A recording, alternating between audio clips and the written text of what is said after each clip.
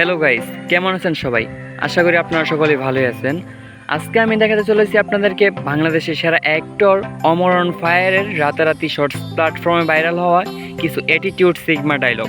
কারোর জন্য রাত জেগে নিজের চেহারা নষ্ট করো না, কারণ তুমি যার জন্য রাত জেগে নিজের চেহারা নষ্ট করবা সেও কিন্তু সুন্দর চেহারার মানুষই পছন্দ করে।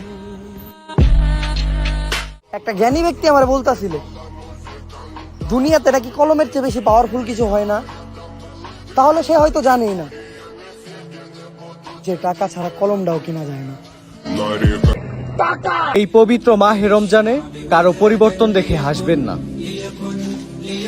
কারণ রমজান আসে এই মানুষকে পরিবর্তন করার জন্য। যখন আমার কেউ কোনো বিষয়ে সাবধান করে তখন আমি মনে মনে একটা বিষয় ভাবি আর হাসি, যে শয়তান রে ভূতের ভয় দেখাইতাছে।